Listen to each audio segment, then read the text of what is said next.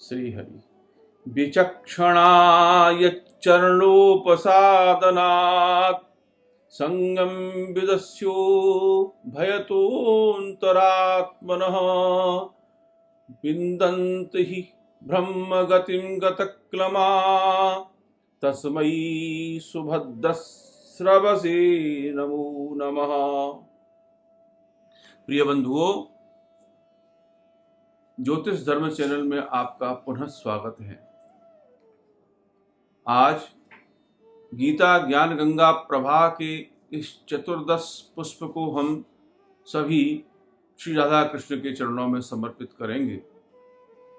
से पूर्व आपने सुना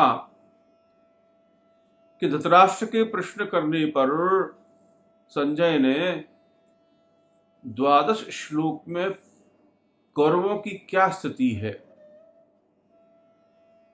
वो सब वर्णन किया, वो सब धृतराष्ट्र को बताया।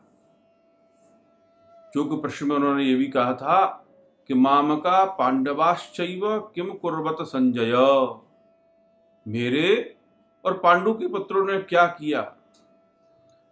तो मेरे पुत्रों ने क्या किया यह धृतराष्ट्र को सुनने के बाद अब पांडवों ने उस युद्ध भूमि में, कुरुक्षेत्र की भूमि में, उस पुण्य भूमि में क्या किया, यह वर्णन करते हुए संजय कहते हैं कि ततः श्वेतैर्हयैर्युक्ते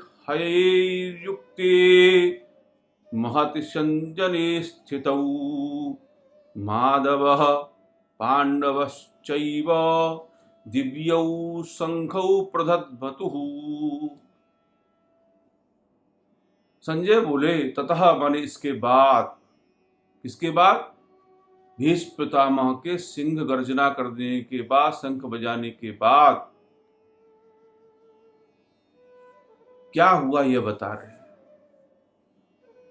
श्वेतै हयै युक्ते, उस श्वेत घोड़ों से लगे हुए रथ पर सवार होकर के, रथ पर बैठकर, चंदन पर बैठकर भगवान श्री कृष्ण और अर्जुन ने अपने दिव्य शंखों को बजाया।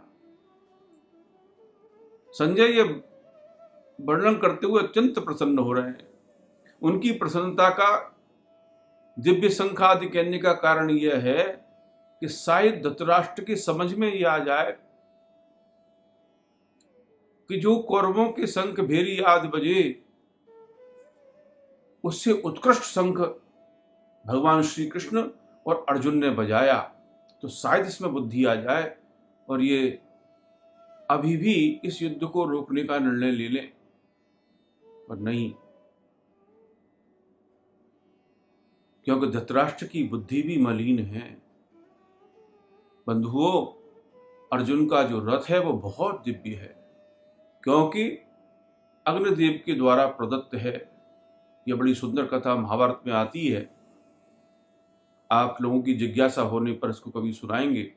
और उस रथ के अंदर जो घोड़े थे वे चित्ररथ नाम के गंधर्व ने अर्जुन को दिए थे, जो संख्या में 100 थे।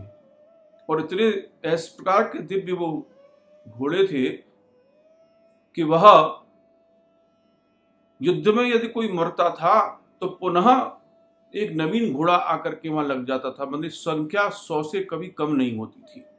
तो इस प्रकार के दिव्य रथ पर सवार थे भगवान श्री कृष्ण और अर्जुन स्वयं सारथी थे। कृष्ण ध्वजा पर हनुमान जी सवार थे।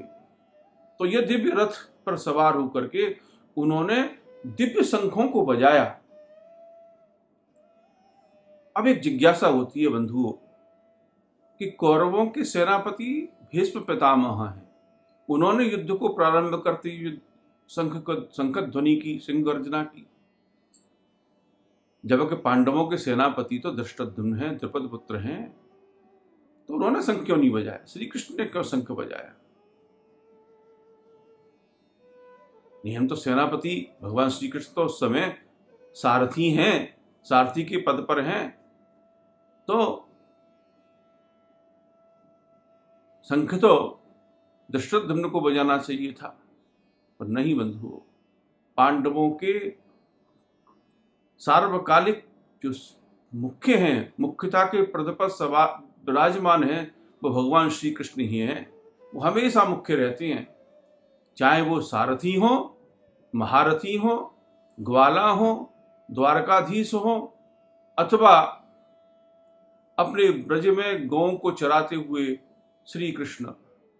वे जब भी, जहां भी, जैसे भी हैं, वो हमेशा मुख्य हैं, प्रधान हैं। यह पांडव पक्ष की भावना है।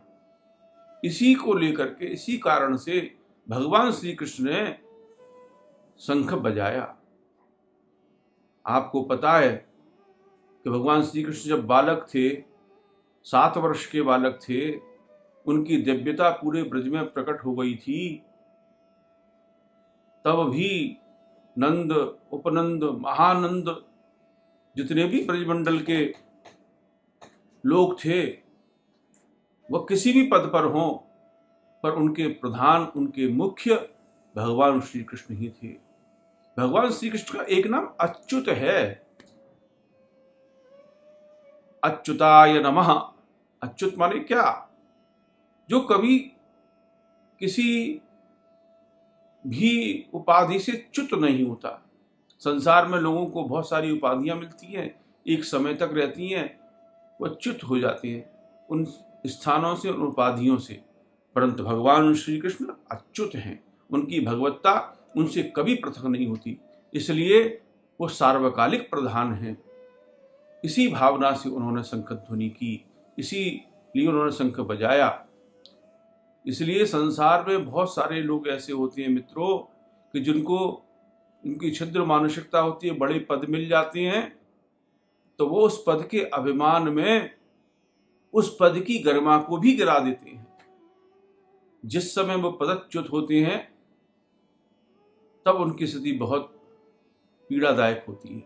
और वहीं वही संसार में कुछ ऐसे लोग होते हैं, कुछ उच्च लोग होते हैं जो पद पर बैठ करके भी अपनी उच्चता का त्याग नहीं करते, वह सभी के साथ सम्मान पूर्वक व्यवहार करती हैं। इस कारण से वह स्थान सम्माननीय हो जाता है। और वहीं क्षुद्र मानसिकता के लोगों के बैठने पर वह उच्च स्थान भी अपनी गरिमा को छोड़ देता है। तो भगवान श्री कृष्ण सारथी होकर के भी प्रधान हैं, उच्च हैं। इसलिए भगवान श्री कृष्ण ने अर्जुन के साथ दिव्य शंखों को बजाया। उन शंखों में दिव्यता है।